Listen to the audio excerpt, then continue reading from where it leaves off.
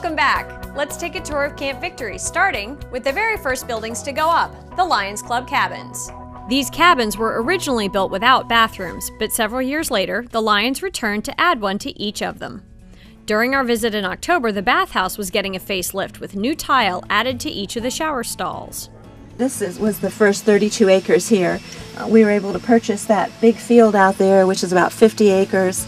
We were able to purchase a wooded area of about 10 acres, and then the area where the Welcome Center is, which is an additional about 32 acres. So wow. We have about 120 acres now. That field is home to an archery range, baseball diamond, and a volleyball court. Probably the most important building is the Med Shed. Like the other buildings at Camp Victory, the Med Shed was constructed through donations, in this case from the Yoder family. They are the owners of Yoder Builders in Turbotville. They decided that they would ask the people that they get their materials from, they purchase their materials from, to donate materials and build the Med Shed. Not only did the Yoders obtain the materials, but their employees built the Med Shed.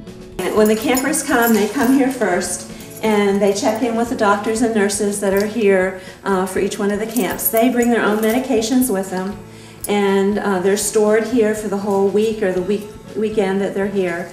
We have a locked medical closet with a refrigerator. Camp Victory keeps all the over-the-counter medications here, but each camp brings in their own special needs kind of medications with. There are treatment rooms, a laundry facility, and even staff rooms located in the Med Shed. Outside, we found the camp mascot, Scamper the Squirrel. He provides a great photo op for the campers and for visiting television show hosts. With camp growing by leaps and bounds, the dining hall has already received an addition thanks to funds from the Degenstein Foundation in 2000. The kitchen staff can accommodate all the special diets that the campers require. In fact, the campers and staff are treated to a salad bar featuring greens grown by our friends at Lakeville Produce in Washingtonville. In addition to the swimming pool, there's a game pavilion with everything from foosball to board games, as well as a basketball court that often gets used for street hockey, as well as a sports pavilion and the Hayless Hay Wagon. Nestled in the woods across the creek is a low ropes course, a zip line, and a climbing wall. All of these activities are a big hit with the campers, but the climbing wall is definitely a favorite. Any camper that wants to climb the climbing wall can climb the climbing wall. Any camper? Any camper. Wow! Pretty amazing, isn't it? As we continued our tour, Jamie showed us the pond where campers can go boating or fishing, and the outdoor chapel, which serves as a location for non-denominational services and has also been the site of weddings and baptisms.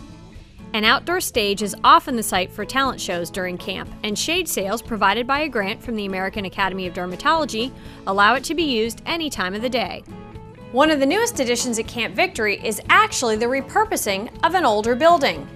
This structure used to be a home for migrant workers when the area was all farmland.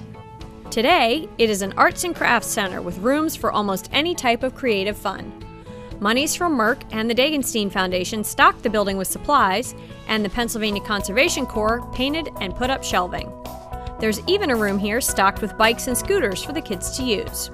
Just ahead, I'll show you my favorite place at Camp Victory. You don't want to miss it. Here are some of the things you'll see this summer on In Your Neighborhood.